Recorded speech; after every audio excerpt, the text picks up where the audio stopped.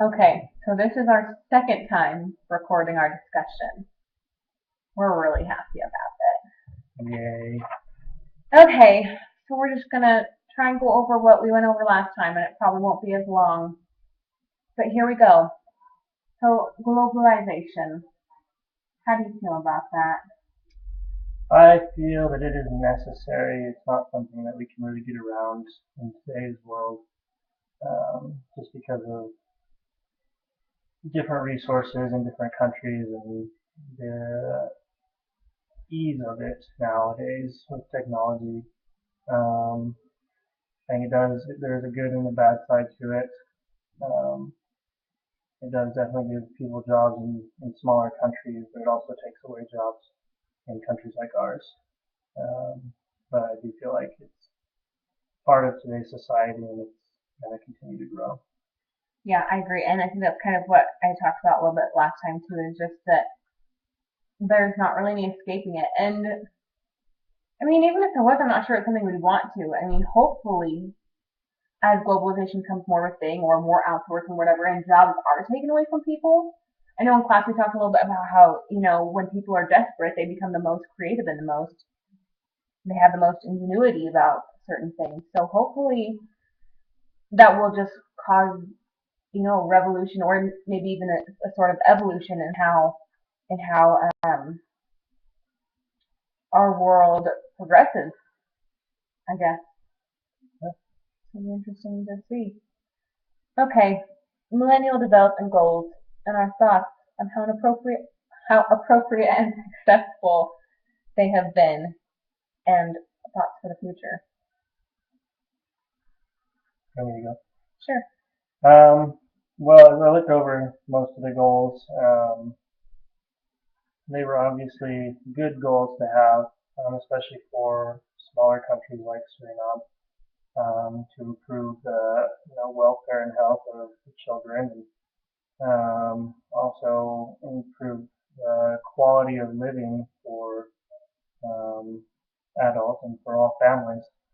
Um, and then having that equality. I think they are all noble goals, um, but it will strongly depend on the people's desires and also the um, the government's willingness to work with the people. It doesn't sound like right now the government has that willingness because they have kind of their own agenda, which can hinder any positive development in the sense of what goals they have. Um, so it definitely, the government definitely needs to step up, and the people definitely have to work for it because it's not just something that'll happen for them. Yeah, and that's how I feel about it too. I feel that um, there's lots of global enterprises that are helping with the development goals. Um, in fact, I would say that most of it is coming from outside sources from these countries. But I feel like they can't really truly make a difference or improve in the level that they would want to. I mean, some of the goals have increases by 2/3 or by such and such percent. I feel like they can't meet those goals and those high standards they have unless they have the people in that country on board as well, because there's only so many things that they can do, the outside sources can do. I know we talked about when we did this video the first time about how you can, lead a horse to water, but you can't make it drink, and that's kind of how it is with these goals. I mean, you you can help the people all they want, and you can give them, the resources, but it's not something that's going to stick in their country, and it's not something they're going to be able to work to maintain unless they have that passion, unless they feel that desire themselves for that growth, and they become proactive in it themselves. As far as things I would suggest for the future, I'm not sure if this is something that this would be the best way to implement, but I think they need some sort of money system or something to try and regulate how they go about um, implementing these goals, because I feel like money is a huge issue in a lot of these countries, and a lot of these countries have the resources within their nation to fix a lot of these problems. They just don't know how to make that a reality. So I feel like working once again kind of goes back to working inside the country to fix the issues. Um, Now, my development dollar, this isn't something that I have a for sure answer to yet, and something I want to think more about and hopefully come up with something. But as of right now, what I like is what we talked about in class as far as the perpetual education fund. Now, I know that might not be the best option because we talked about how um, it's kind of creating a stratification in the economic classes, and that's of course something we don't want in the church. We want to create unity, create Zion, and whatnot. However, at the same time, I feel like the Perpetual Education Fund does a lot of good, and as far as all the options that I could see right now, and especially because I want to keep my dollar somewhere in education because that is my major and something I'm passionate about. But I feel like that's probably the best bet right now um, for what I could do with it. Um, yep, those are my thoughts on that. What direction would you have the next U.S. president take on global development for the U.S.? Well, like we discussed in the other video that we made, I feel like there is a lot that the president could do if if the people cooperate, but also if he has the right mindset. I know that creating more jobs here in the U.S. was a goal of our current U.S. president. That doesn't seem to have been happening much. And so I feel like in order to benefit our country and to continue to help other countries, we need to have a president can find a way to continue to um, have the important main jobs here and give more people opportunities to have those jobs. And that might be improving the education system so that more people can have those sorts of jobs, but also to help the financial situation of our country.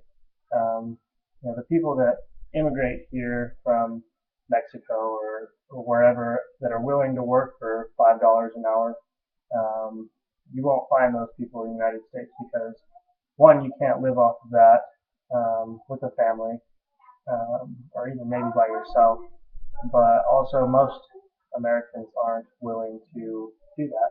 They're not willing to work for $5 an hour because it's just too hard and too much work for too little pay. And so I think that the next year's president needs to find a balance of improving our financial situation in the U.S.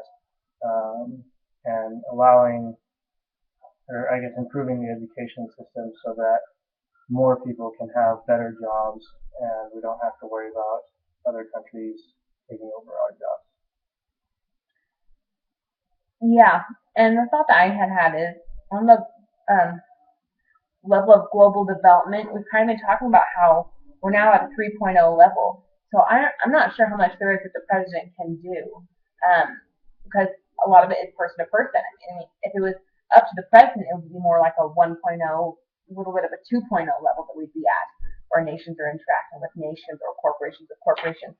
But I feel like the best thing that the president can do would be to and inspire creativity and ingenuity in the nation, which is kind of an abstract thing, so it's hard to do. But I definitely feel like that will start with the educational systems. And it's something that we had actually talked about in our last video, but in the next topic as well, is how music, because that's my emphasis, music education, but is how that can cultivate the mind and ingenuity and things like that. And that's something that we're seeing in our nation that's being taken out of the educational systems and a lot of the arts are. I feel like that will be something detrimental to our society for many reasons, but also for this reason that you're taking out this creative and spark or this creative plug that's in the educational system, and that's something we need to keep on cultivating and developing if we as a nation want to succeed in this new global world, because we're gonna be working on a 3.0 level. But if we don't have the ingenuity and the creativity to come up with new ideas, new inventions, new things, then the U.S. won't be what it is now. We will cease to have the same importance and the same impact that we have as a nation currently. So So the last topic is what innovations in your field would be most beneficial to your adopted country. I guess I'll go first. For mine, just sticking with education, and at first, nothing about this, music. How's music going to affect Suriname? They have bigger issues, bigger fish to fry. But then I was thinking, kind of like I was talking about in the last section, um, it sparks creativity and ingenuity, and we kind of talked about how Greek philosophers and back in those kind of days, it was one of the staples of education to have the arts there because they believed that it really cultivated the mind. Um, so I definitely think that, well, and always my idea has been some sort of educational plan with Suriname.